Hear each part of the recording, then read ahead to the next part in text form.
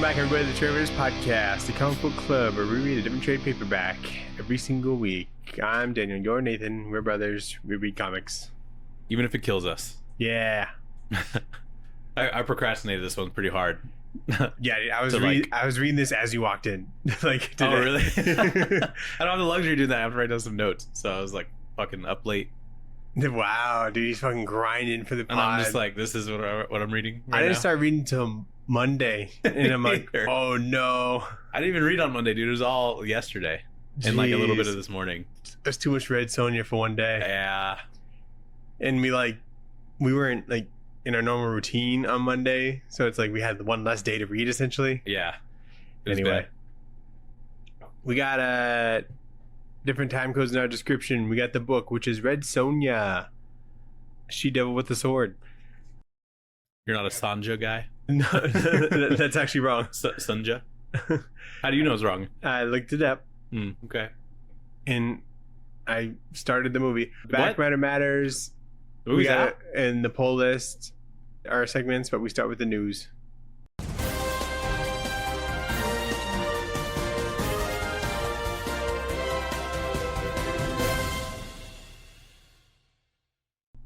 This is news to me. There's a movie?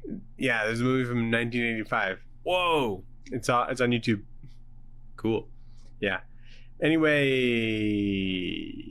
Nathan, what news you got? Dude, there's a lot of news. I haven't really even looked at all of it because San Diego Comic-Con happened the last weekend as we're recording this. So there's going to be some more DC Compact comics releasing in 2026. Okay. Did you hear about this? Nope. 3 of them are Batman. 3? 3 of them. Mm-hmm. We got Batman The Dark Knight Returns, Batman White Knight by Sean Murphy, Okay. and Batman Gotham by Gaslight. That's a pretty good one. I don't know how big it is. But Isn't that like 100 pages? then that's pretty good for a compact comic. The Dark Knight Returns is a big one. to, Yeah, like, I know, put in I there. know, but wouldn't you rather get like a thick book for $10 than a skinny book? That's up to the reader. And I then guess so. Supergirl, Woman of Tomorrow is getting one. That's good. Yeah, so that'll be a good one, I think. Good maxi. Or was that 8? That was 12. Oh. Sorry. That's good value. Good value. They release in January and February. Cool. Yeah, so that's pretty soon. Yeah. There's a manga for that movie Old Boy. Oh, really? It's based off the manga. Yeah. Oh, okay. I didn't know that. And the manga is like 8 volumes. And but in January they're releasing like omnibuses for them. So it's like 4 volumes in like one book. Cool. So there'll be 2 of them, two thick boys That'll be cool. for like $70. You watched that movie. Yeah, good movie. You recommended it to me. I saw the list Yep, it's on your list. on my list of things on my to-do on Letterboxd. Yeah, I think it's the Have you only read the manga at all? I like bought the first volume on like the Dark Horse digital app, but that shut down, and I don't know if it's still there for me to read. You got fucking scammed. Yeah, I know. There was a sale. I'm like, oh, sick. You know? It seemed like it was a clearance sale Yeah, it was like a year before or something. before it shut down. Yeah, but anyway, I didn't even write that down. I just remembered that because I was excited about it. Nice. That's cool. Nathan, Gen V, Season 2, Yeah. coming real soon. When? September 17th. Dang. Dang, buddy. That's before my even damn wedding. Yeah. Wow. So that's cool. That is cool. I like that show. Yeah, good show. Yeah, it was like better than I thought it was going to be. And Looking better back, than... I'm like, I think these are all new characters too. What the fuck? Yeah, it's like better than it needed to be, I would say, too. Yeah, definitely. So that was cool. It's good that like they can have like a spin-off with very little to go off of and it work. Yeah. You know? It's just cool. It like fits in the universe, but it doesn't feel too weird. Mm-hmm. There's a ton of new books announced, starting with Marvel, since Hickman's doing some Imperial thing. I don't even really know what that is still, but they announced some new books. In November of this year, we got Planet She-Hulk and Nova Centurion. Mm-hmm. And then in December, we have Black Panther Intergalactic. And then in winter 2026, we have Exiles and Imperial Guardians. That seems far. That is far. Why would they announce that now? I mean, what is it? That could be like 6 months away. They said winter 2026. Yeah, like January's winter. Oh, that'd be something.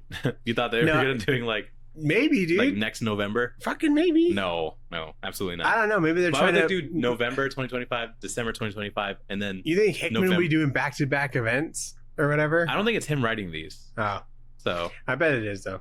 it's not. Anyway, I think I saw, but I don't have the article to prove it. So in other new book news is Mhm. Godzilla TMNT, whoa, written by Tim Seeley, let's go, coming dude. in November. Oh, Tim Seeley, that's cool. Yeah, He's the one doing the Godzilla ongoing, right? correct. Good for him. Yeah, He's like, give me more, hell yeah. Give him 90s stuff. give me more He little wants it. creatures.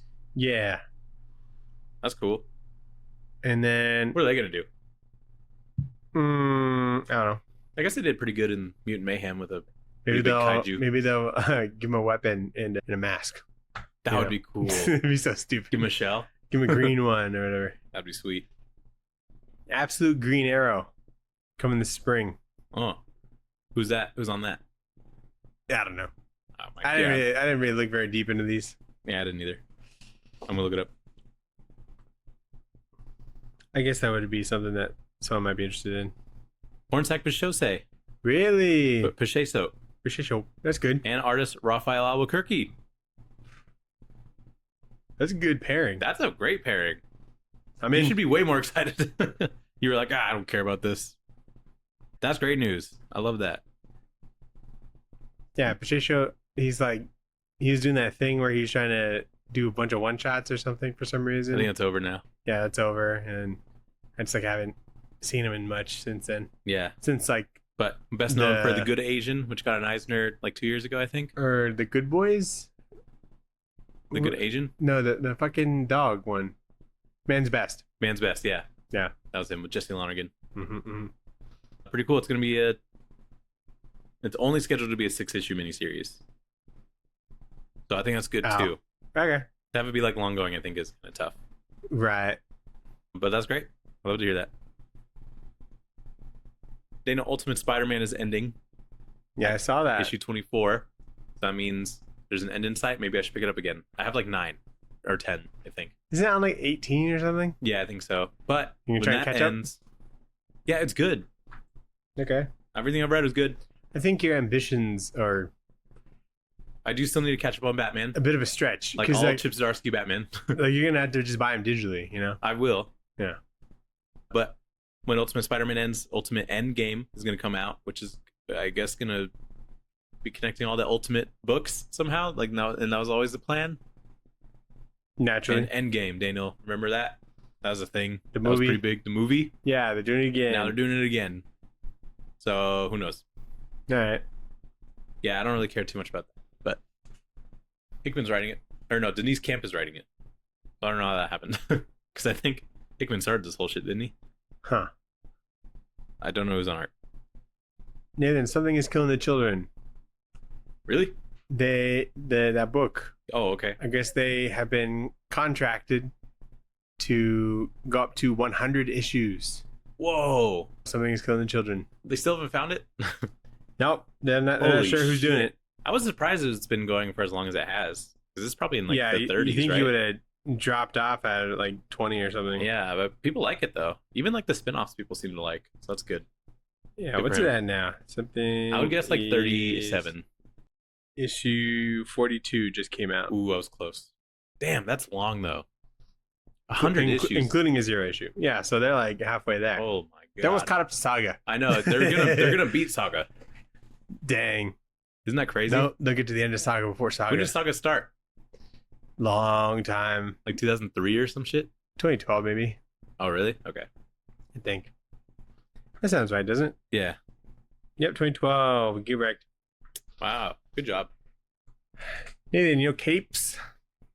The comic series Capes. No. It's referring to, I think it's Capes Incorporated or something. Sounds good. And that's like the Heroes for Hire-esque organization in the Invincible universe. Oh, okay. Are they getting a thing? They're getting reprinted and Oh. getting new issues. New issues. Yeah, announced by Robert Kirkman. Kirkman writing it? I think so. Ooh. And then there's a guy that's on it, Mark Who's on Ingley or something. Who's on capes in the universe? Oh, fucking! It's like everybody kind of. Oh, okay. Like that's how like people kind of That's like their Justice got League paid. Unlimited. kind of. Yeah, yeah. Okay. I don't think I've read any of it, but I do remember capes like popping up and stuff. Okay. Yeah, just like the transition in art was like a bummer for me at the time, Totally. Yeah. and I just like couldn't really like muscle through it. That's fair. Even like the Invincible Universe stuff, I didn't finish. Yeah. But We did Wolfman. no, that was cool though. That was cool. You're right. Anyway, and then Eisner winners. Eisner's. I haven't even looked at this, dude. Dude, you're doing a blind reaction. Blind reaction right now. I have it pulled up. Oh, you have it pulled up. Okay. I have it pulled up, so I'm gonna just scroll through it. Yeah, Eisner's happened. If you don't know, get out. Okay, let's get into it. The Oscars for comics. Let's go. Nah, you got to explain it. I just like this article because it was like Eisner Awards revealed shocking upsets, and I'm like, I don't know, if that's gonna be the case. But best continuing series, it was the Santos Sisters by Greg and Fake, Graham Smith, Dave Landsberger, and Mark Kopernarov. I'm not gonna say all the names actually every time. That's a lot of names. That's good. But that beat out Ryan North, Fantastic Four, Ultimate Spider-Man, Wonder Woman by Tom King, Department of Truth. So that's crazy. We were gonna read that too, Yep. and we didn't.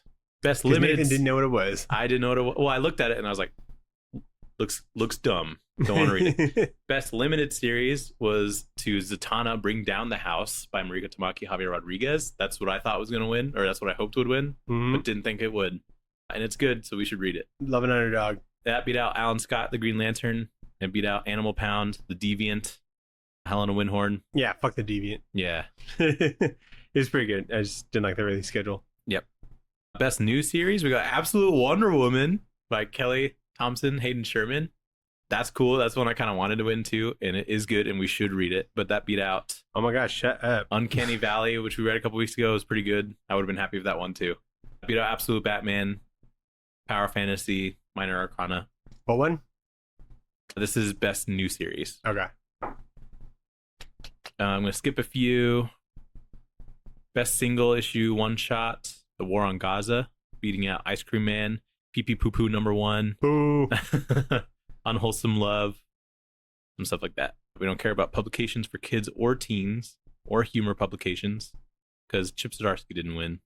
Is that the one that he was on? No, it was like, That was a different one. Like some news thing, right? yeah. Best anthology, Godzilla's 70th anniversary. And that's kind of neat. Huh. Any notable? Other ones Nominees? were the EC Cruel Universe. Is that horror one? Yeah, the horror like space one. That was cool. I got the first one of that. Okay, yeah, that would have been cool if that one. But I don't recognize the other ones. Okay. Don't care. Like best US edition of international material. Yeah. What's that? Come on. Oh, which one won? Yeah, yeah. The jellyfish? Oh no, do the Asia one. Oh, best US edition of international material Asia, Tokyo These Days. Okay. Yeah, I was thinking that another one was gonna win. Which one? Search and Destroy. Oh yeah. Yeah, that one was sick. What was that? It's just a Fantagraphics thing, right? Yeah. Okay. Nice. Jeff Smith won an Eisner for best archival collection project of strips. Oh And yeah. it's Thorn. Thorn is like that Africa one? no, that's like a lot of the original like drawings and designs for Bone. Oh, okay. And there's just a bunch of old That sounds shit in there. cool. Yeah, no, there's a Kickstarter for it. I brought it up on our news. That's cool. I forget. Yeah, it's all right though. Best archival collection project. David Mazzucchelli won with his Batman Year One Artist Edition. Oh, cool. That's kind of neat. Best writer. We got Jean Luen Yang for Lunar New Year Love Story, beating out James Tynion, Kelly Thompson, Ram V, Tom King. That's crazy. Best writer / artist is Charles Burns for comics from Fantagraphics, Final Cut, Unwholesome Love, and he beat out. Actually, I don't even really know any of these people, but my favorite thing is Monsters. That's Emil Ferris. Yeah. Beat that one out. Best penciler inker, we have Bilquis Focus? Evely for Helena Winhorn, beating out Nick Dragotta for Absolute Batman, Felipe Andrade for Rare Flavors, Javier Rodriguez for Bring Down the House. But Helena Winhorn, I mean, Bilquis Evely is pretty dope. So. I just guessed Bilkis. That's how I like say it in my head, but Bilkis sounds right. Yeah. Best painter, Eduardo Rizzo for the Blood Brothers Mother. That's pretty cool. Really? He's a painter on that shit? I guess. Best painter / multimedia artist, whatever that means. Huh. But that's cool. Good for him. We got to check that out. That's a distillery book. Yeah. That's the one with Brian Azzarello. Yep. Because they do like everything together, I think. Best cover artist is Tula Lote for Helena Winhorn and a bunch of other stuff. But it beat out Evan Cagle, unfortunately. Bilkis Evely, Hayden Sherman, Junie Ba, all goats in their own respect. Tula is really good, though. Yeah, she's good. She's good. Best coloring. I'll give you 3 guesses. Who won? I'll give you 1 guess on who won. Matt Hollingsworth. Nope. He wasn't even nominated. He sucks this year. I'm kind of blanking. I haven't been thinking about colors lately. Always colors. Like, here, I'll give you some of her. Some of the series that this person has worked on. Oh, wait, hold on. I think I got it. They might have slipped. Starts with a J. Shut up. Yeah, fucking give it to me. Jordi Belair. Yeah. That's not who I was trying to think of, actually. So. Oh, okay. Jordi Belair is really good, though. Yeah, she got it for Absolute Wonder Woman, Birds of Prey, John Constantine, Hellblazer, Dead in America. I was thinking of Tamara Bonvillain. That's who Oh, she's good, too. I like her. World Tree. Duke, apparently she was on. So she won that, beating out Matthews Lopez, Javier Rodriguez, Dave Stewart. So good on her. Best lettering. Do you have a favorite color? She's pretty good. Probably like, Jordi Belair and Matt Hollingsworth. Are you finished? No. Fuck, I lost the tab. 1 second. Oh. Best lettering, Clayton Calles. And nice. now we're done. Oh, he was our best letterer last year. Good. Yeah. Dude, we know ball. We do know ball. I think I was kind of cooking this year because a lot of Absolute Wonder Woman stuff won. Oh, Absolute Batman stuff won. You had Zatanna as best new DC. Or we did. Yeah. Mm-hmm, yep. Mm-hmm. I indeed was cooking. I made you do that too. That's because I didn't have anything better. But you didn't want. Yeah, you didn't have anything better. I read Zatanna #1. I knew that was good. You know. Yeah, so. yeah. Anyway, so cool. Congrats to all those people. Dana, what do we read this week? Nathan, I know I asked you that, but I'll answer. We're flipping the script. We got Red Sonja, She-Devil with a Sword. This is from the 2005 run. This is the first run with Dynamite. Okay. Because before, I guess it was with Marvel sometimes, and it bounced around or whatever. Okay. Nice. So, based on the heroine created by Robert E. Howard. It's also dedicated to him. Did he die? It must have.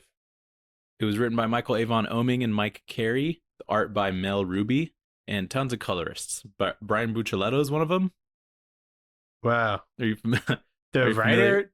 The writer. Wow. I guess he colored issue 5 of this. All right. Probably my least favorite issue. I'm just kidding. I don't know. I can't remember. He did fine. I really didn't notice, honestly. Yeah, I was like looking through him and I was like, I wonder if there's anybody on here. But it's weird because some people colored issues 0 through 6. And then there's also colors for individual issues. So I don't know what they were doing. Yeah, maybe that was other people just did fill in pages. So you looked up Best Red Sonja. No. And this is what you got? I looked up Red Sonja. And someone recommended this?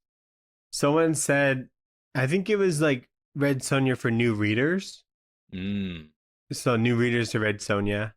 So it would be like a good starting place to kind of understand, I suppose, what Red Sonja is about. I actually don't think it does. She kind of just walks around, gets into a shitty situation, a skirmish, and then she leaves. And like, there's like some captions about what she did before, so it's not like origin or anything. She's just walking around. Well, it's not the trade itself in its entirety, not a great, stepping point. But maybe if you like were binging it, you'll get all the clues. You can't get everything that you want to know in like the first trade. Yeah, true. Because I think this was like a 80 issue run or something. Oh my god! I don't know if all the same creators or whatever, but it went up probably not 80ish or whatever. Well, I thought this was not great. I don't know. No, I just feel like whatever about it. I feel like this is what people think comics are all the time. You know what I mean? Explain. I think this is what, like, if people imagine themselves reading a story in a comic book, it's just about some person that gets into a situation and just fights everybody and is always unscathed after that fight. And, like, there's not a whole lot of sustenance to it. Because this is just like Red Sonja's walking around. She fights some people. She stops an evil dictator type dude. And then she's, like, on to the next thing. Yeah, it reminded me a lot of, like, Tarna. This is definitely Tarna, but, like, a little bit better. But maybe Tarna was more like a ripoff of like Red Sonja. Yeah. And like it definitely feels like a Conan comic that I've read, because it's like, you know, they're just like in the somewhere. Yeah, they're somewhere and they're fighting to help some people. And they keep talking about like, oh, we've heard tales of the Red Sonja, and she like fights and stuff, and she wins. But I'm like, I don't think it's like anything I'm never like crazy. Yeah. To where like I'm like, oh my god. Yeah, I don't. Is this brain rot comics? No, I wouldn't. Because it moves pretty fast. It does move fast, but you're at least getting like some world building. You get like certain tribes of people. There's like some dark magic stuff in here. Sure. Some possession. It's just like kind of simple. I think maybe simple could be good if you're like. I feel like Tarna's more brain rot. Yeah. But I hate to call anything brain rot. But that's what. I mean, I don't know. What's like the most brain rot comic? Scooby-Doo Apocalypse. That's not brain rot. That's like. I just hated it. That just like was not. Red Hulk. Red Hulk, maybe. Red Hulk is definitely brain rot. Because it's just like, here's Red Hulk, he's big, he's smashing stuff. Oh my god, the Thing is here now. Isn't that crazy? That's funny. There's no fucking issue breaks again. Yeah, well, there's like two. There's weird. There's some where they just have the same page, but like in a black and white or something. Mm-hmm. But yeah, threw off my momentum and I had to look up all the pages. Yeah, where they were. I appreciate you did that. We got a map. That's cool. I kind of like a map. I like a map, but I think they're just in one place the whole time. So I don't. Yeah, we don't need to know where Shem is. I don't even know where our story is. Yeah, they don't even tell us. Isn't it Gathia or something? It's at a small castle called Gathia, but I don't think that's what the area is called. Where the fuck is that on the map? If there's no Gathia, I'm gonna lose my shit. Did they just fuck with us? They have a place called Asgard. This looks like Africa flipped. There's Cimmeria. We know that. We do? Yeah, isn't Conan a Cimmerian? Why would you know that? Because I know Ball. You don't know Ball about Conan? Yeah, I do. He's a Cimmerian. A Samaritan, maybe? No, look it up. Why would you know that? I will bet you money. How do you know that? Because because it might be called Cimmeria, but I'm pretty sure it's Cimmeria. I don't know why I know this, dude. But I do. All right. I'll put my whole ass out for this. Really? Yeah. Shake bet? I'll shake bet you right now. No. I don't like your confidence. Okay. I'm not going into that. It's just me guessing that you're wrong. I think Jason Aaron did like a Conan the Cimmerian or something like that. Oh, I have his Conan book. Yeah. It was. What is it called? Where is it? Is it what is that called? Conan the Barbarian. Oh, damn it. It just says the life and death of Conan. Is Conan? Oh, Cimmerian? Yeah. Cimmerin? Yeah, but it's on this map, Cimmeria. All right. I need to read this.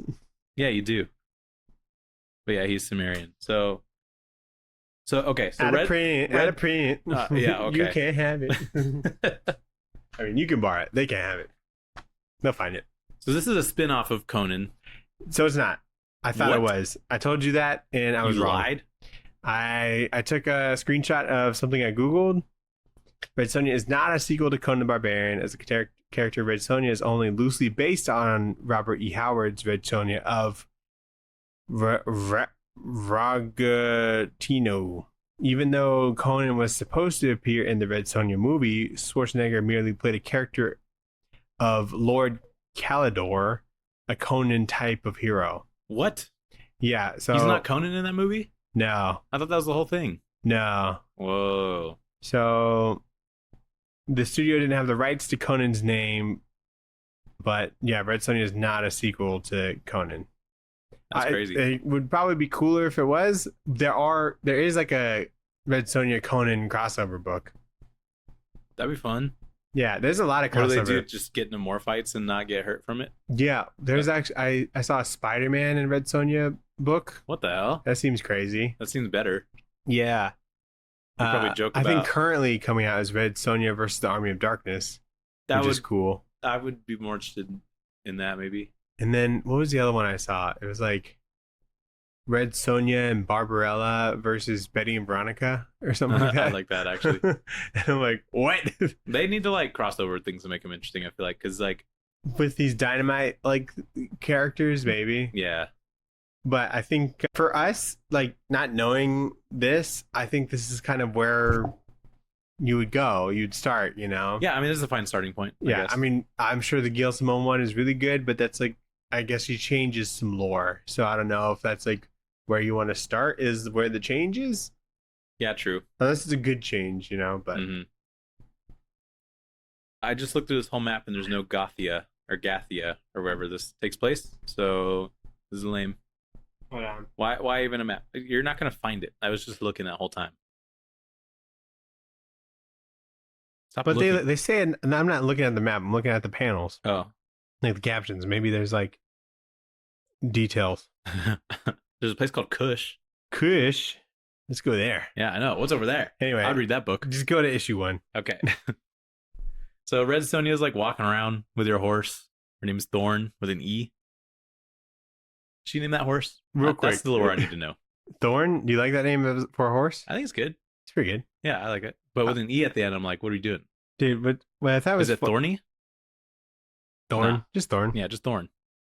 She's like bribing her horse with bitches. I do like that.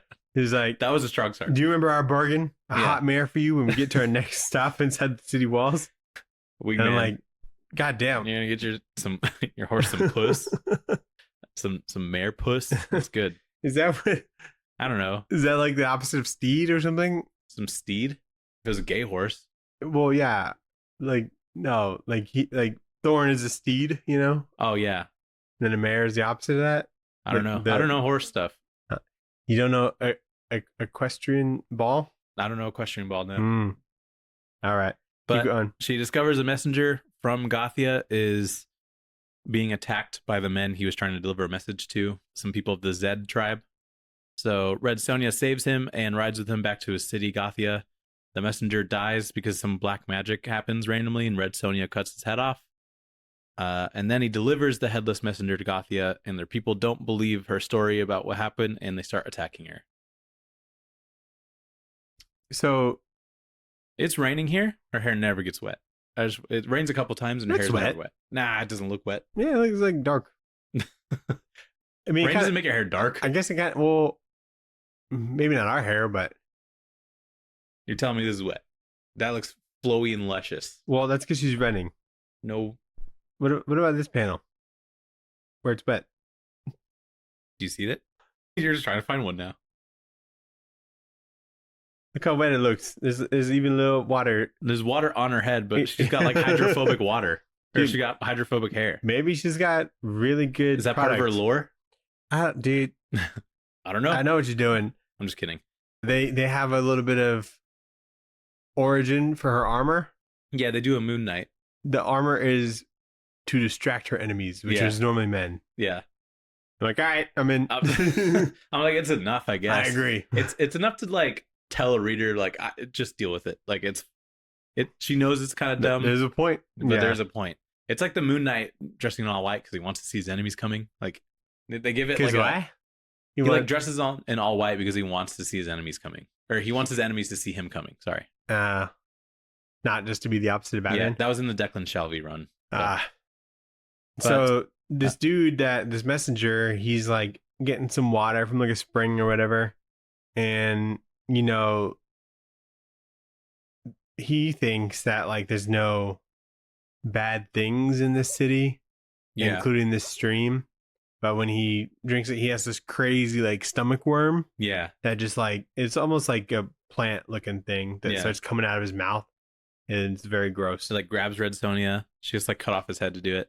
It's kind of crazy. And so like I thought there was gonna be more of this, and I'm like, this is interesting. Yeah, I was and like, here we go. Like, there's like some black magic stuff, but the rest of it's kind of just warrior stuff. Yeah. Which I think is less interesting. Mm-hmm. But if you're an Elden Ring person, this is like death blight. Happens to you when you get too much death blight. There's like some fucking plants and shit that come out of your body and you die. But I think it's funny that he was about to get his head cut off when he was delivering that message, and then Red Sonja saves him, and then he drinks some bad water, and then she cuts his head off. Yeah. So I thought that was funny. It looks like if like Swamp Thing was like coming out of like some Swamp Thing. He was coming out of some broccoli that you ate or something. Yeah, looks like that. And so they go to this castle of Gathia, Priesty Castle. It looks good. This double spread is very impressive. Yeah, I like that. It good establishes architecture. Scale and works well. Yeah, the scale is good. You're right. I feel like you have to be really good at anatomy to draw a Red Sonja book, because like the way that her I guess core bends and stuff during certain fight scenes, like you have to be really good at drawing abs. Yeah, abs at different angles. Yeah, and I guess like back shading, towards the ass area. You don't really see that a whole lot, but she's got the little dimples or whatever. Yeah, she's got like back dimples, so you got to be good at drawing that. But like, look at this like panel where she's like winding up a swing from her sword, and like you have to be pretty good at like how the body twists and stuff. So yeah, I do appreciate that this artist is good at that. But issue 2, Red Sonja is like defending herself from the men that are attacking her at Gathia. She gets pushed into a pit where she needs to defend herself from a giant ogre that's in there. So they do like a Star Wars type thing. And she manages to kill the ogre, which gets the attention of the king or whoever's ruling Gathia. And he demands the priest to get her so that they can bang. He wants to bang her because he's impressed. Yeah. And so Red Sonja, now in chains, refuses to fuck the king and gets stabbed by the priest in front of an audience of Gathians. So the horse dies. Thorn dies, which sucks. Does that make it a bad book? Bad book? Not really. I like the name. I forgot it happened. I did too. Until we came across it again. I'm like, oh yeah, she had a horse. Poor Thorn. He didn't deserve that. So when she's like fighting this ogre thing, yeah, she like lights some skulls on fire that were in there. Don't know how she did that. Or there was like swinging around with a rope. Yeah. Like, wouldn't that burn the rope? Pretty good rope, I guess. Yeah. Comic book logic. She catches only the ogre's head on fire. Maybe because there's like hair. Yeah. But what I like is that she took a broken sword and like kind of lined it up with the dude's head, and then hammered it into the ogre's head with like a skull. Yeah. And I was like, that's pretty cool. There we go. That's some fun action. Mm-hmm. And then she does a lot of stuff with broken swords, or at least twice in this book. So I think that's funny. Right. And so I didn't pick up that dude was a king. I thought it was more he was like a prophet or something. I think he's a prophet, but he kind of rules over the whole town. He's only ruling because he's religion, He's built himself up. Yeah, it's not like a political like king. It's definitely like a ruler who just kind of took over. But yeah. And we don't like see them for like a while. No, we don't. And then she gets like fucking sacrificed. Yeah. She's like, I don't want to fuck the dude. And so she gets stabbed. And I'm like, you see a bit of her morals here. She's getting like cleaned up by some slave or whatever. She's like, you're not a slave. These men are just men. You know? She's like, let me teach you. She doesn't believe in shit. Yeah. So issue 3, Sonja ends up still being alive, and she's taken to a rebel camp because the priest dude used a magic dagger that like mimics death but doesn't fully kill you. But to keep Sonja alive, she has to return the magic knife to its like idol statue. And so Sonja takes a team of like 4 rebels that she like just met to travel a few days to the idol to return the knife.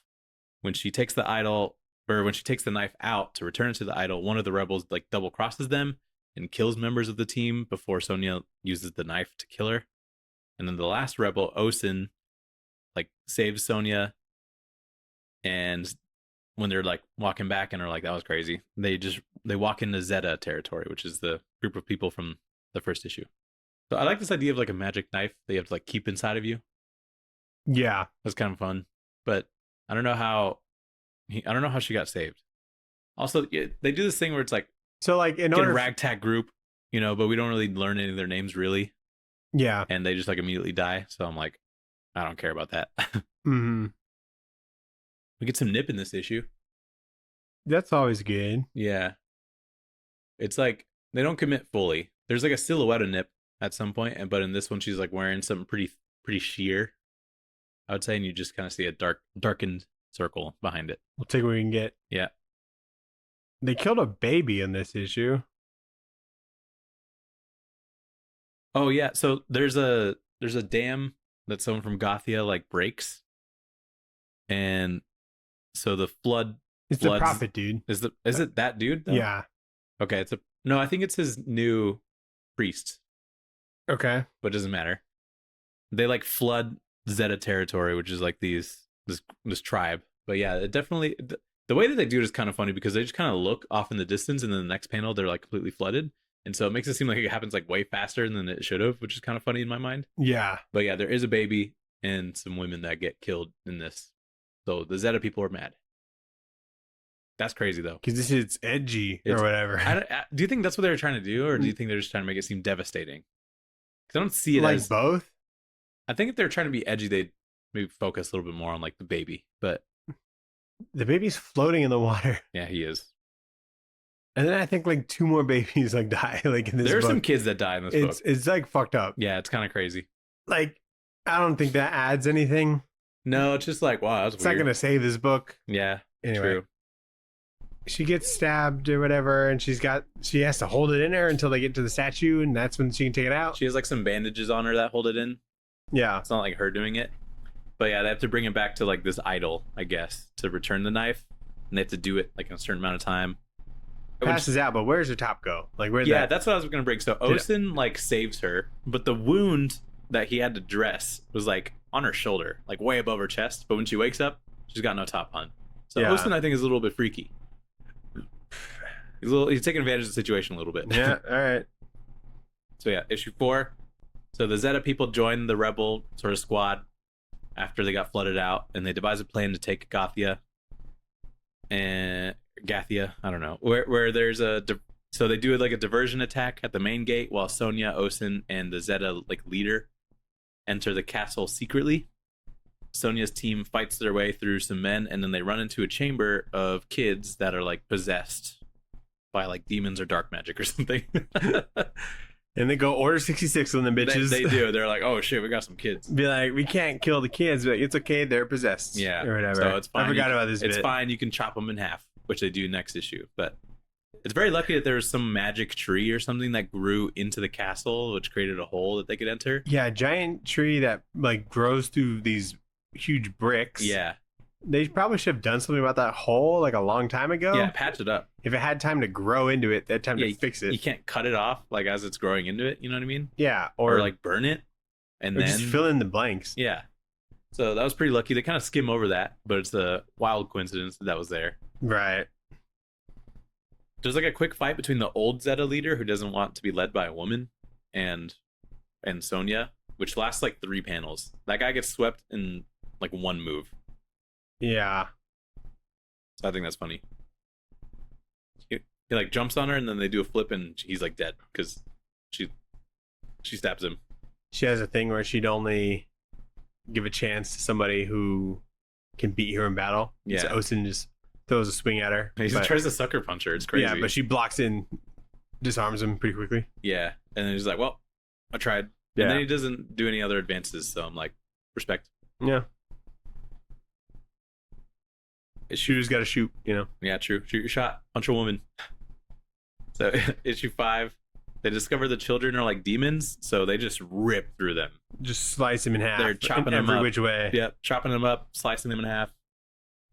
And then they run into their next challenge running up the tower, which is a big serpent with like pretty good armor, scale armor. It grabs Osen and Sonya. Borg, who's like the Zeta guy, sacrifices himself because he like gets bitten but then stabs the serpent in the eye, making it fall off the tower. And then the Zeta people make it inside the city or the castle, and they find like a dungeon of like Zeta slaves to free.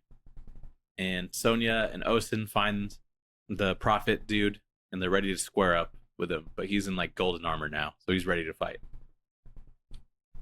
So this serpent thing is like He's like a pit bull viper or something. Has he got a pitbull face? Oh, he kind of does. Yeah. Oh, yeah, he's got like pitbull ears. But also has like the viper kind of like he's got the cobra flaps or whatever. Cobra flaps. Is that what Cobra? That's what I meant. I think cobras have that. Yeah. Yeah. I didn't even notice the pitbull ears. It was mostly the snout that I noticed. Yeah, it's pretty pitbull snout too. Wow. And I just thought that was an interesting. Do you think his ears combo. were cropped? It looks like they were. I'm like, that's not how natural. Like, who cropped these ears? Yeah, I know. Who's is it a breeder of this kind of snake? Maybe. It's a pretty gross looking. This is like, a veiny snake. Yeah, it looks like a dick. It's got a big vein down the middle. This boner snake. Yeah. Metal armor looks cool. They have no problem killing the kids. I just got to bring that up again. They're like, oh, demons? Yeah, there's a lot of pretty brutal ways to kill a kid. Yeah, they seemed like pretty. They could do a swift stab to the heart or whatever. Yeah, like make it, at least so you can identify the bodies after. But someone gets stabbed like up through the chin and out through the head and cut in half. I'm sure there's ways to like exercise them or whatever. Yeah, but no, they're just like I guess we'll kill them. Let's just stab them through the face. Yep. We see this prophet dude in golden armor, and the only art critique I have of this is the that crotch. His legs look way too long and his torso is like a little bit short. Some people might be built that way. They might be, or maybe like just, look at how long. Maybe just like the thigh armor is long like that, but his crotch is actually lower than that. That could be the case. Like you might not have like a codpiece. It'd be a silly design, but yeah. Yeah. So issue 6, the king or the prophet dude reveals himself to be a Zeta himself, and he's got the power of a god named Borat Nafori. So I thought that was his name, but that's the god. Is Zeta like a person, or is that a type of? Or Zeta is like the cavemen looking people. Okay. So he's one of them. That's like a big reveal, I think. But one of the like rebels and was one of the other community. Yeah, he was of that tribe. But he's like the prophet guy. Yes. Okay. And he's like a servant of a god named Borat Nafori, I think. Nice pronunciation. Dude. Yeah, I have put a little fictional accent on it. Little stank in there. If this was like a shitty movie, I imagine that's how they would pronounce it. Yeah. So Sonja like cuts off his arm, which like, why do you have gold medal if your arm's gonna get cut off like that? And she like nearly kicks him off the top of the tower. He's holding on by one hand, and the king uses like some blood powers to grab Sonja with some blood. Yeah, he's like and a then blood Osen's bender. like, that's crazy. So he throws a knife into the prophet's head, and they all fall into some water, which is like down below, which kills Osen and the prophet dude. Sonja's fine though, and Sonja now has freed the Gathia people from their tyrant, but the Zeta have just like been killing innocent civilians in the process, and she's like, well, if that's what they want to do, they could do that. And then she just like leaves, and she's like, I'm gonna look for the next servant of this Borat Nafori guy, and then she just like leaves. There's people like killing innocents in this town. She's like, well, I did what I was supposed to do, and then like, leaves. So I don't know what that's about, because the Zetas like start killing women and children. Yeah, more babies. Yeah, more babies. You're right. Yeah, that's like three instances where a baby's been killed. Yeah. So if that's not your jam, yeah, wouldn't recommend this. Yeah, a couple things. The prophet's sword like charges up. Yeah, he's got like a lightsaber. I don't know why. They don't really tell you why. It doesn't seem that special either, because it doesn't give him an advantage. It's God's grace. I guess so. But there's like a couple pages where Sonja's kind of getting her ass beat. She gets like kicked like down and stuff. And Osen's like in the room, but he is not intervening at all. Mm-hmm. So I just think that's kind of funny. There's a splash page where Red Sonja is like stabbing the dude. He says, "Shut up and die." I love this one. Yeah, that's a good one. There's like a caption dropped where Sonja's saying that she got her skills from like a goddess or something. Yeah, I think that's some lore maybe. That was like weird, because like we've said, it doesn't seem like she's that great of like a fighter. She is winning. She wins a lot. Maybe she's just like more invulnerable. Maybe, because we don't ever see Osen's body, but he's like dead, presumably. Well, but like the fall killed him. I'm sure he comes back, and she's fine. Like not even a scratch. Like, you know. Well, he has like a special knife thing that's like on like a rock. as if it was like left there. I think that's just where it fell. Maybe. Anyway. And so she kind of runs out. She follows like the slave girl from before who's just leaving to go sacrifice herself somewhere else. Like she's got to go to like another prophet, another servant to the god. Sacrificed. Yeah. And so Sonya just follows her. She's like, everything's good here now. Which leads us to like, well, this is kind of like the end of the arc, it feels like. And then there's another issue, which is that's like a zero issue. This is the zero issue? Yeah. But this is after everything. Sometimes they just throw in a zero issue just because. Well, that's great. Well, and it's never.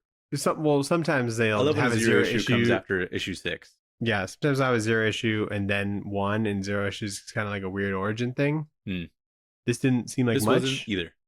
But it's kind of like a smaller issue. She follows one of that Gathia slave to another town where she is looking to sacrifice herself to the next servant of the god.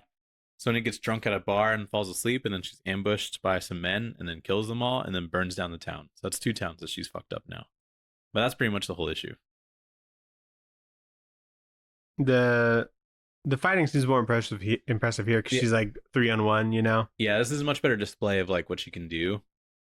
And like how kind of tactical she is, because there's some people shooting arrows at her and she takes the table that she was falling asleep at and like uses it as a shield. The fire in this looks really good. Yeah, good fire, good texture on it. But that was pretty much it. Why even include this in the trade? I don't know. Maybe like at 6 they wanted more people to like read or something, and they thought a zero issue. No, that doesn't make sense either. Yeah, see? I guess, well, this could be like a starting point for a story. Did they renumber after this? No, there's 7 and stuff. I don't know. I'm sure someone in comics marketing has like, there's maybe like a rule of thumb of where to put zero issues. Yeah. Because zero issues never seem, they're almost like annuals. Yeah. Or I guess they give you some context maybe. If it's like a long ongoing. Did you get some context from this? No. Okay. Well, let's get into Back Matter Matters. Back Matter Matters. How do they get so many good people to do covers? Well, Sonya's like pretty popular, I know. It's like a kind of like a Bronze Age kind of character. Yeah. So it's like well known enough, and was like at Marvel, you know. So I think people sign on for like the character, you know, just doing a cover. Yeah, it's true. But so we got some. Is this like a shit ton of back matter? Yeah. Is this like our biggest back matter? It's like no. I mean, it's like 40. It's probably the most variant covers we've gotten. So, but there's like back matter starts at like page 149 and there's 192 in the trade. Yeah, so it's like, was that 43? 47? Or no, 43. Yeah. I'm not mathing right now. But that's all cover art. And we got people like John Cassaday doing covers, Paolo Rivera, Alex Ross, Art Adams, Adam Hughes. It might be our biggest back matter. Neil Adams. So far. No, I think Red Hulk was 24. That was our biggest before? Yeah. No, we've done like ones that have the entire script. Like this year. Oh, this year for sure. For the Tradewaiters Awards. Yeah. Oh, okay, I see. Yeah, this one for sure. Okay, so that. But Gabriel Delato, Nick Bradshaw, Eduardo Rizzo. They'll give us like the list of the names, but not like who did it on the pages themselves. Yeah, which is a little bit annoying. I think they want you to like flip back and forth, but there's some good ones in here. Oh, wait, no, there's a page. There's like a page number. So like it'll say like 158 and this is Greg Land or whatever. Can you stay on the cover gallery? Yeah. Show me the ones that you like. So you can notice the Alex Ross one. Yep. Who did 158? Michael Turner. Okay. So that's like the trade cover for the one we have at least. Yeah. Alex Ross is I think the reprint trade cover. That'd be a cool one. Oh, okay. So there's some signatures on here. Yeah, the kind of Adams I recognized. Yep. Adam Hughes does a great cover. Which one's that? 162. That is a good one. Who's 163? Art Adams. It is? Okay. Yep. He just draws like like pinups. Yeah. There's a cool dragon on one, but 165? J.G. Jones. Okay. Yeah, I see that signature. That one's pretty good. I'm more like interested in like who it is based on like how recognizable it is, I guess. Yeah. There's some that you can recognize. 171. Gabriel Delato. That one's kind of cool. Yeah, he's good. This one. She. On. He or she. Yeah, that one's great. That's probably like one of my favorites. Yeah, that's a cool one. Ooh, John Romita Sr. Yeah. That one's pretty cool. That's a... You don't see that too often. Mike Silvestri, I noticed. Very image style. Yeah. Philip Tan. Billy Tan. Yeah. Oh, Eduardo Rizzo. Speaking of. Yep. Just wanted to... Who's 186? That is... I don't recognize him, but it's Richard Isanove. God damn, there's so many. You're almost done. Okay. And then there's a Giuseppe Camemboli. There's like an interview thing with some pencils. Oh, yeah, that's true. There's a interview thing. Is Mel Ruby the artist? Yep. And then like a sketchbook. Pretty cool sketchbook, actually. A lot more like detail on some of the designs, kind of make it look more like steampunky. Yeah, and then he said the editor was like, "You shouldn't do that," and he was like, "Yeah, you're probably right. It'd be too much to draw." Right. But pretty cool redesign. Yeah. Oh, pretty cool. So what do you rate this book, Nathan? So I give it like a scoop of strawberry ice cream, but like maybe on like a cake cone. I like a cake cone. There's like things in this that I think are cool and promising for like the Red Sonja lore. Yeah. Yeah, it's gotta be some red, huh? But I would say like a scoop at like a water and ice or something, where it's like thrifty ice cream, which is kind of like generic-ish and nothing really too special. That's good. Yesterday I went to Costco and Sophie got one of those strawberry sundae things. Oh yeah, they're fine. Yeah, I'd rate it that. Okay, it's red, so it works. Sure. We didn't eat it all.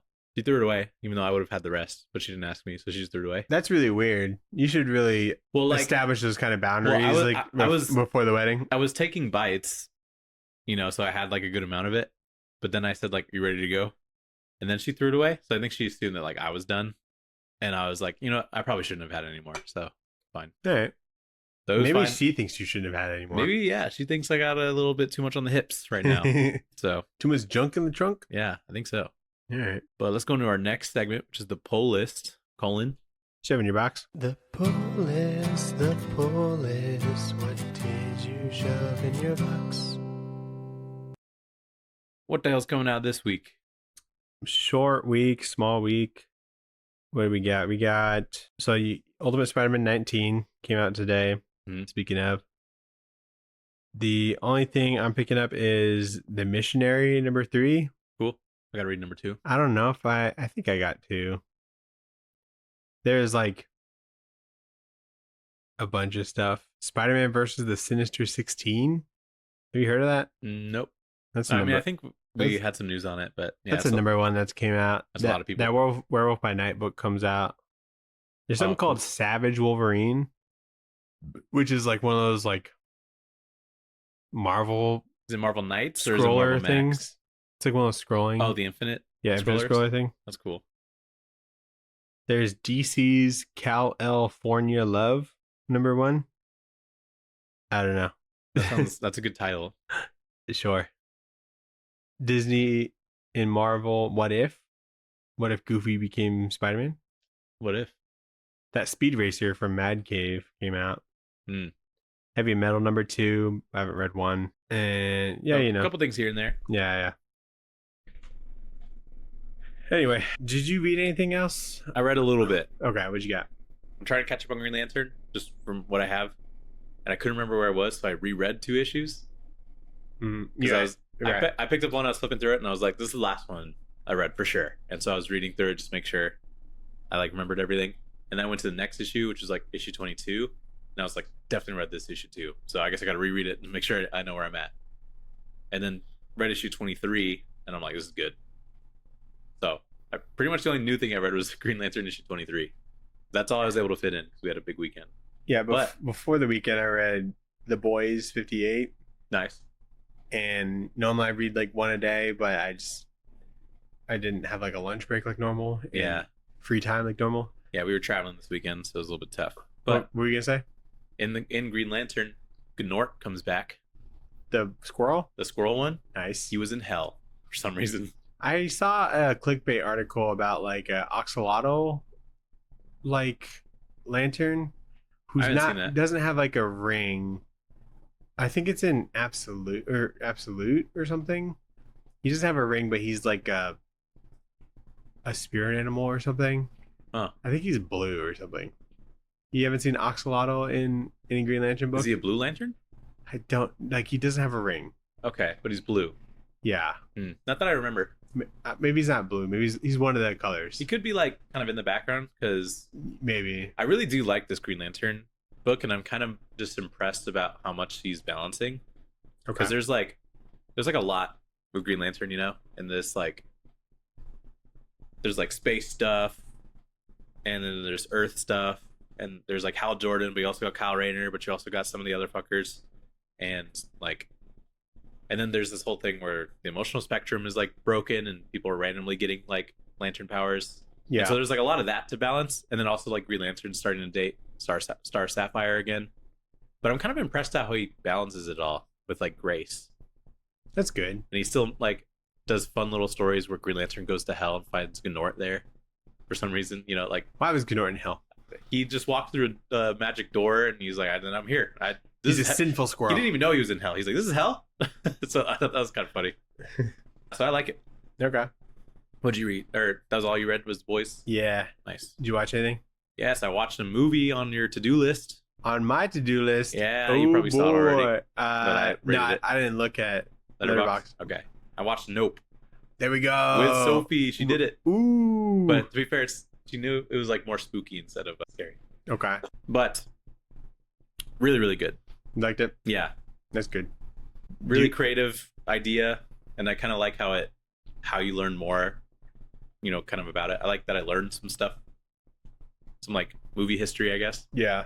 Because of the jockey on the horse. Yeah. I think the performances are really good. Keke Palmer is great in this. Yeah. I forgot that she was in it, and I was like, that's Keke Palmer. She's good. I like her, and she did great. But yeah, really good, honestly. Sweet. I'm glad you liked it. Mm-hmm. Gets really crazy at the end. I just like good alien designs where I just like don't really know what's going on. Yeah. Because it's like that and Arrival. There's like crazy alien designs, and I'm like, this is cool. Yeah, I'm like, that's probably what they're like. Yeah. I always be looking at weird clouds now. Like that bitch isn't moving. Yeah, I like because you could like see the cloud in random shots where like clouds are like slightly moving. You're like, that cloud's not moving. Is that where it is right now? And I like that he frames it that way, where there's kind of like these wide shots, and you're like, is that the cloud? You know, does it look the same every time? I don't know. I really like that like retro horror thing that they do where like blood is just all over the house. Oh, it was great. I was like, hell yeah, dude. There's a lot of shots where I was like, that looks fucking cool. Because there's points where the alien acts as like an umbrella and it's kind of like over the house. Yeah. And you can see the rain coming down from like around it. Yeah. And I'm like, fuck, this is cool. Mm-hmm. And, you know, it's shot in the dark a lot. Mm-hmm. Well, at least technically it was like shot during the day. And they put like effects on it to make it look like it was in the night, but it was really convincing. Yeah. So I saw some behind the scenes stuff on that, like, you know, like a year ago. The scene like in the farmhouse or whatever, the barn. Yeah. That scared the fuck out of me. The fake out of the aliens. Yeah. Yeah. I was like, get the fuck out. And it's like some little fuckers running around. Yeah, dude, I was like about to shit myself. Yeah, they were like kids that pulled a prank and they were wearing like alien stuff. In the theater, that scared the shit out of me. Yeah, in the theater, I would be like, fuck, dude. And then and then the jump scare right there. Yeah. There's like a third kid. That was good. Mm-hmm. I wish there was more Keith David because I think he's awesome. Keith David is the best. Yeah, but so it's kind of sad that he's not kind of throughout the movie, but it makes sense. Dude, there was like a fake story that he died, dude, like, after this movie came out. Oh. And I was like, oh no, the dude from Nope. You know, and then I went on thinking that he was dead for like a year until I saw him. Like, I said that to like Dom or something. He's like, that guy's alive. I'm like, what? And there was like articles about how like it was a fake out or really like it was fake. Yeah. And I'm like, Holy shit! Thank goodness. I thought he died too because I started reading an article with his name on it, but he got a Hollywood star, Yeah, and I was like, but that was recent. Yeah, that was recent, but I thought he died, and it was Yeah. like famous Hollywood actor Keith David or voice actor or whatever Keith David, and I'm like, well, no, he's good. He's got a very supportive family. It seems like yeah, he's great. So, and just like he rules in this for the short time that he's in it. yeah, for sure. And I just kind of like a lot of the messaging about how there's a lot of like cultural erasure that that happens in Hollywood, and how there's things that'll the whole industry will eat you up and spit you out kind of deal. Mm-hmm. So a lot of cool things there. I think there's a lot of parallels that Jordan Peele pulled off pretty well in making this. So it was cool. The only thing I didn't understand is how Steven Yeun knew about the aliens and would like create shows. You just knew how to fucking. He did it like a Pull lot him. apparently, because Yeah. he's got a whole show that he advertised for it. So I don't really understand that. But I like the monkey. Yeah, Monkey was scary, and I like the parallel there between the monkey and the alien. I think that like was based off of something that actually happened. Yeah, wasn't it? I mean, it's probably happened a couple times, but like Siegfried and Roy, I don't know. that's the magicians with the tiger, and the tiger like Oh, fucked one of them up. Hmm. So kind of like just the idea of using like wild animals for entertainment value. yeah. Pretty cool. Good movie. Good recommendation. I rated it 4.5 stars. I think. Thanks, dog. If there's more Keith David, it would have been 5. You got more. Yep. What'd you watch? So I started Red Sonja, and then I had to like. I just watched it this morning, like on YouTube. It's the whole thing's on YouTube. Cool. It's like campy. It's kind of fun to just like look at like things that they like were doing in the 80s, Costumes really cool. Cool. Red Sonja's got like a mullet. Wait, so is this the one with Arnold in it? Yeah. Cool. Arnold She's got a mullet? at his most jacked. Good for him. Yeah. Acting is like all pretty bad. Nice. Sonja's got like a sister in this, and Arnold like finds her, and he's like, like your sister, she's dead or whatever, Oh no. shit like that. Powerful performance. And Arnold is in it for like 10 minutes, and then he goes to draw away some people chasing them. I'm like, was that fucking it? But he comes back. Oh. I mean, I wouldn't be surprised if that was it. It's not his movie. Yeah.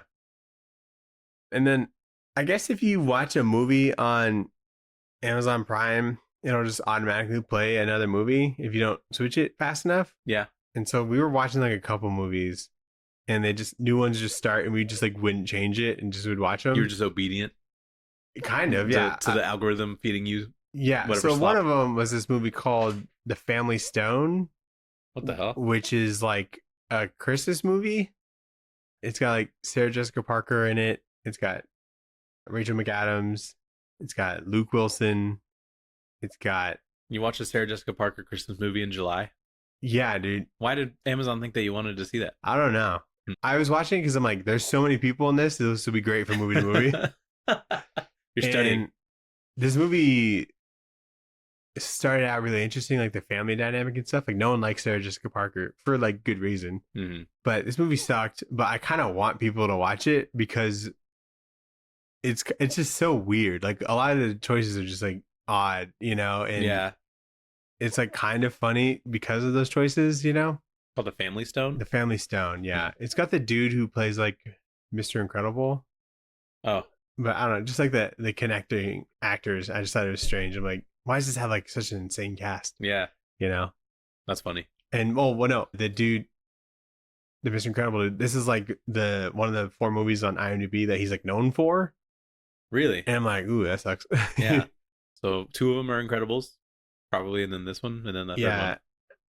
Yeah, I guess he's the dad in The Proposal.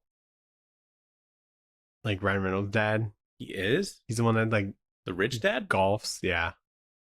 Oh. Anyway, and then I watched a movie called Heads of State that automatically came on. Is it the John Cena one? Yeah, with Idris Elba. Yeah. John- Heard good. John Cena is the president. Idris Elba is like the prime minister of the UK. He's a president? Yeah, Cool. he plays like a president who's like an actor who became president. That'd be good.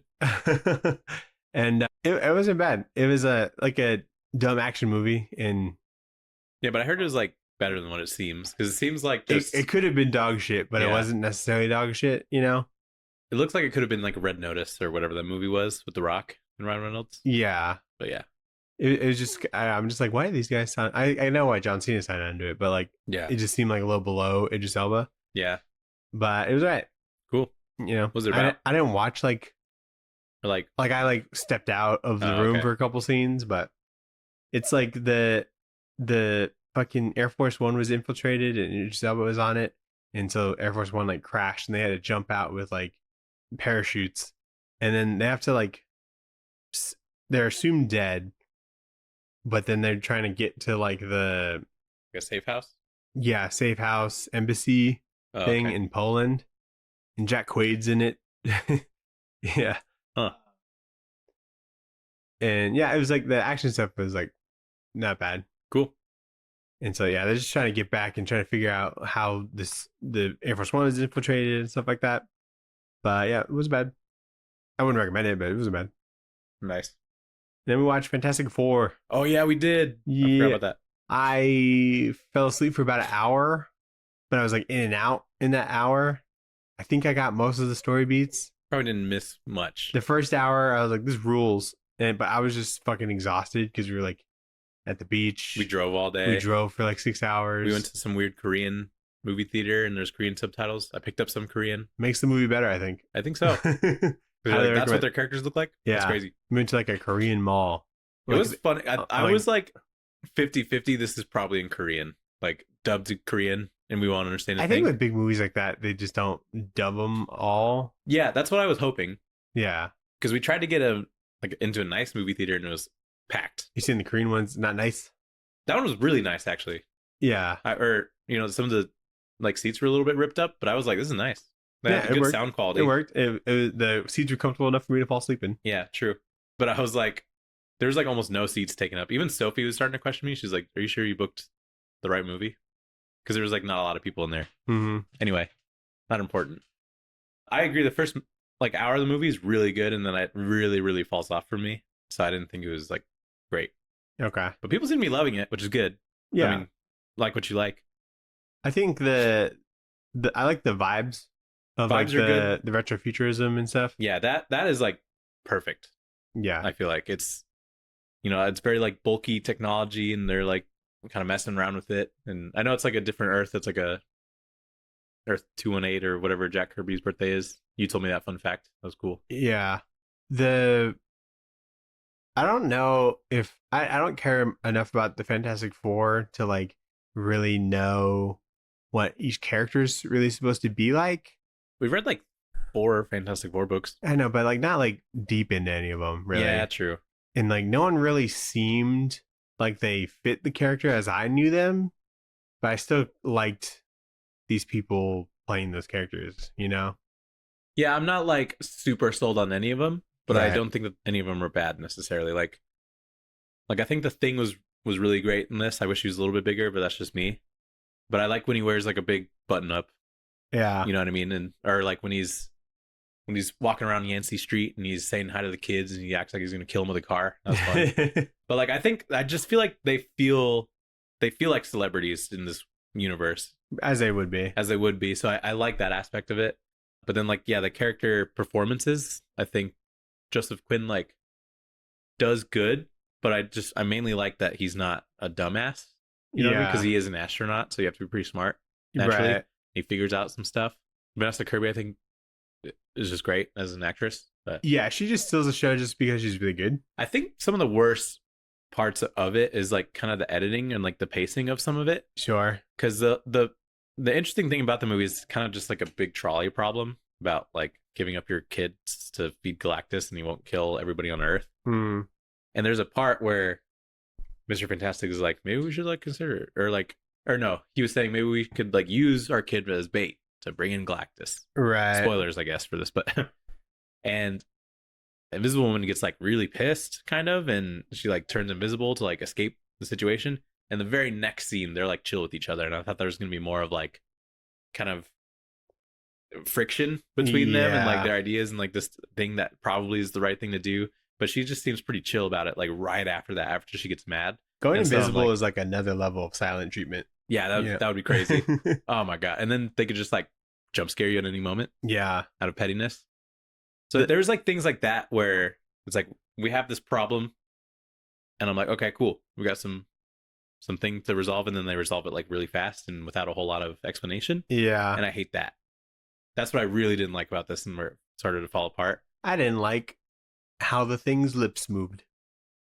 I thought it was fine. I didn't notice that at all. I just kept looking at it. I was just looking at his eyebrows, I think, because he looks so practical, you know. But then like his lips are obviously CGI'd, and that was just kind of like distracting for me. And then he has like a beard for some reason. Yeah, that was interesting. I never thought about that. I guess that's happened in the comics, but I'm like, does he like fucking sand his face down or something? Like, how does that work? Yeah.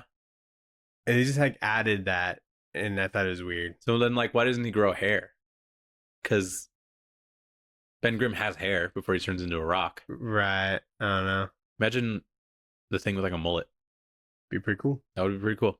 I'm not against the beard. I just thought it was weird, and I didn't know that was an option. Does he have like armpit hair? Does he have pubes? What do the pubes look like? I don't know. All bushes Probably that just are made of rock. it's just mold. Oh, there's like a bit where like they tried to not tell like the team that they were pregnant. Oh yeah, Then they and were immediately after like figured trying out. for a long time. Yeah, That hit me pretty closely. I'm like, oh man, that's good for them, you know? yeah. I mean, I thought that was pretty sweet. They did feel like a family, which I think is really important. Yeah. You know, because the thing is like he clocked her, Yeah. which is really impressive. Didn't clock because Yeah. they have been trying for years. And if you're just happy one day, it's like, what, are you pregnant or something? You know. So yeah, that was nice. I think I think this movie thinks it's funnier than it is. Yeah, none of the comic relief hit for me. Yeah, Joseph Quinn like tries to carry a lot of that, and I think he is pretty good at it. But like just the way what he was given, I don't think is very good. Yeah. Not like I want every Marvel movie to be comedy, but when you try, you should at least have it land. What'd you think about how Galactus looked? Galactus is like the best part of this. Yeah, he looks really cool. He looks really cool in that first scene. I didn't love the voice necessarily, just because I feel like that actor has a much deeper voice than that. Yeah, he like nerfed himself. Yeah. It was kind of weird. I think he did fine. I think I didn't think anything of the voice because I'm not familiar with that actor. I've seen like interviews of him after the fact, but Yeah, I've seen him in movies. it didn't distract me at all. I think he's really cool. When they first interact with Galactus, I'm like, this is crazy. You know, I just like things when there's big. If it's real big, Love a big thing. I love a big thing. I love when like the Celestial comes out of the Earth, and I'm like, that would scare the shit out of me. Yeah. You know, and so you get kind of So a you similar love the feel. Eternals. I didn't hate it as much as everybody else. Same, yeah. I would probably rewatch it once, even. But in this, you know, he's pretty big. I don't know if I love his ship because it just seems kind of basic. It was kind of weird. I just that wish he was had a big. ship. I think you make just part of his power. He gets big. He just gets big. When he needs to eat a planet, he gets big, And he could throw at a planet. and he could choose to go small to talk to some people if he wants. And that's walk around New Problem York or solved. whatever. Yeah, exactly. Problem solved. Did you like the Silver Surfer in this? Yeah, she's cool. I thought it worked really well. She's cool, but she's kind of half baked. I feel like you don't really learn that. I mean, you Sure. get only a couple scenes with her, and then she has this big moment at the end that doesn't just feel earned to me. That's And I was awake the whole true. movie, so I was like waiting to kind of learn more about her and waiting to see like her regret her decisions a lot. I think a stoic Silver Surfer works though. She's pretty stoic, I would say, right. but I just think that last moment where she sacrifices herself to stop Galactus, it was kind of like weak to But me. like the first time she pops up, she's pretty like intimidating. Yeah, I would Yeah. agree. Yeah, she's intimidating when she's fighting the whole ship and stuff. She's really intimidating. That action scene where they're trying to escape her, and they're like in the wormhole thing. They're shooting lasers. And Yeah, lasers she getting gets, curved. She gets like sucked up into this black hole and then just pops up later. Yeah, black holes don't fucking mean anything, I guess. And then the final fight, they somehow get like trick Galactus into being knocked into a black hole that's there for some reason. Yeah, I think they. And I'm like, it's not like a final end for him. He's just somewhere else Yeah, for a second. we're good for another month, maybe. Yeah. I don't know how he's gonna get around because he doesn't have a ship with him, so maybe it'll take longer. Maybe he can fly or something. Yeah, but I just think that last scene or the last fight, bro can't stretch that far. Did you like the stretching though? Stretching seemed fine to me. I was never bothered by it. People seem to have a I don't know, big stigma about it. No one seems to ever like how it's done, but I'm like, I get it. I want to be as fucking stretched out as possible, you know? Yeah. Like imagine, because he doesn't really do much. He like gets the baby, which is an important part of this plan. But imagine like he gets the baby, puts him down somewhere, and then he stretches and becomes like a blindfold around Galactus. You know what I mean? Yeah. That would seem pretty beneficial. But when you're trying to make this dude who can eat planets get pushed around by like somebody that locks in a little bit, yeah, I'm just like, this is like kind of four lame. like people, Four people, yeah, and like it's really just one person.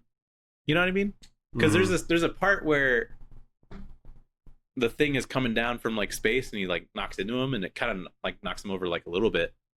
But I feel like the timing of that would have been better if Invisible Woman is pushing her and then he gets like kind of knocked from that move. Yeah. You know, I just feel like the scene itself could have been a little bit better, and it makes him seem a bit weak.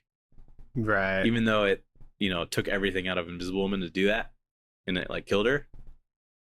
I don't know. It didn't land for me necessarily. I thought it was cool that like Franklin, we see like a hint of like his power in a way. Like he's able to like figure out that like his mom's not moving and isn't alive, and is able to just. Yeah, that's cool. I like. He just like wants her alive, so then she is. You know? Yeah, I agree. I think that part's pretty good. I like when he is born. Like that scene is like kind of tense.